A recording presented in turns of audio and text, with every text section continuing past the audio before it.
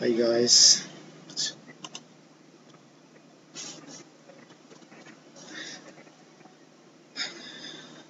Hai लोगोफोर, आं दिनै मोनसे गोदान साख्रिनि निउस लाना फैदों। बावैसो सिगां आसाम सेक्रेटारियेटआव माखासे भेकेन्सि ओंखारदों। स' नोंथां नायलांदो डिटेल्स नटिफिकेसनखौ। नटिफिकेसना जाहैबाय बेनो मायाव मारै ओंखारदों होनना बुङोबा 24 जुलाइआव बावैसो सिगां।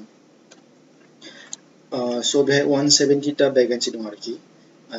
टटेल 170 टा भेकेन्सि दङ। ओमफ्राय पे स्केला जाहैबाय 14,000 to 49,000 plus grade pay 8,700 monthly plus other allowances दङ ना, जेनेबा बिदिनो travel allowances, meals allowances बिदिनो बायदिसिना आरोना।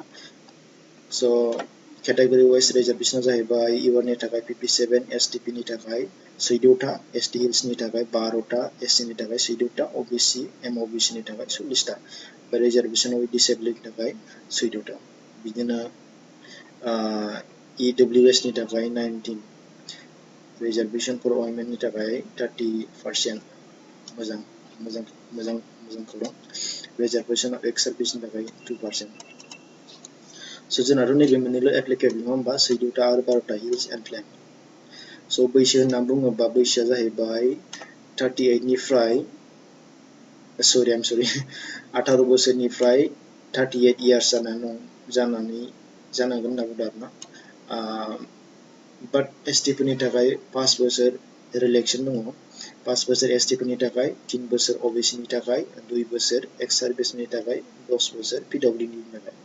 बे बैसोखौ मानि सायाव केलकुलेट खालामगोन होनना बुंबा नोंनि एडमिट कार्ड, मेट्रिकनि एडमिट कार्डनि सायाव बेवहाय मा डेट अफ बार्थ होनाय दङ, ओमफ्राय दासिमहालागै जानुवारि 2020 सिमहालागै बेसेबां बैसो जाखो बिनि सायाव दिहुनगोन आरोखि ना। ओमफ्राय क्वालिफिकेसन होनना बुङोबा मिनिमाम ग्रेजुवेट जानांगोन, जायखिजाया ब्रान्च डिसिप्लिनानो जाया माने, जेनेबा आर्टस, कमार्स, साइन्स बिदिनो जायखिया ग्रेजुवेट जानांगोन आरोना 3 बोसोरनि। ओमफ्राय मिनिमाम पार्सेन्टेजआ जाहैबाय 40% ST नि थाखाय, SC नि थाखाय, ओमफ्राय 45% फर नन SC, नन ST बेनि थाखाय आरो। प्लास जोंहा मा थानांगोन, जोंहा प्लास कम्पिउटार सार्टिफिकेट 6 मान्थनि थानांगोन। बेबो बबेनिफ्राय थानांगोन, रिकगनाइज्ड इनस्टिट्युटनिफ्राय सार्टिफिकेट होनांगोन। जेनेबा जेराव नोङो कम्पिउटार ट्रेनिं सोलोङो बे इनस्टिट्युटआ रिकगनाइज जानांगोन आरो बेबायदिनिफ्राय। ओमफ्राय सेलेक्सना माबोरै जागोन होनना बुङोबा बेयाव मोननै टाइपनि सेलेक्सन मड जागोन। फार्स्ट मडआनो जाहैबाय फेज 1आव मा इनक्लुडेड दङ, बेयो टटेलि रिटेन टेस्ट एग्जामिनेसन। बेवहाय दङ general English, general knowledge, quantitative aptitude 150 मार्क्सनि। सेकेन्डआव जाहैबाय कम्पिउटार थियरि 50 नम्बरनि।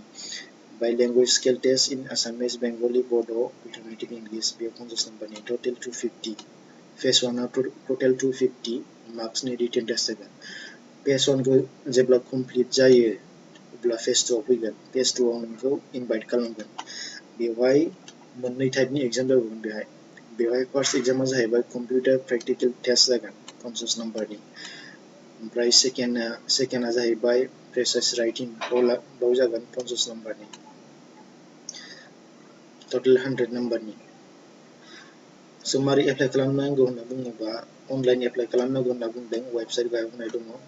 बाट बे वेबसाइटआ दासिमबो एक्टिभ जायाखै। एक्टिभ जागोन बियो जुलाइ 31निफ्राय बे एक्टिभ जागोन। स' आं बे लिंकखौ आं डिसक्रिपसनाव होगोन, प्लास बे नटिफिकेसननि लिंकखौबो आं डिसक्रिपसनाव होगोन। नोंथांमोना गावहानो नायनो हागोन मोजाङै। स' जों एप्लाइ खालामनायनि सिगां मा नांगोन होनना बुङोबा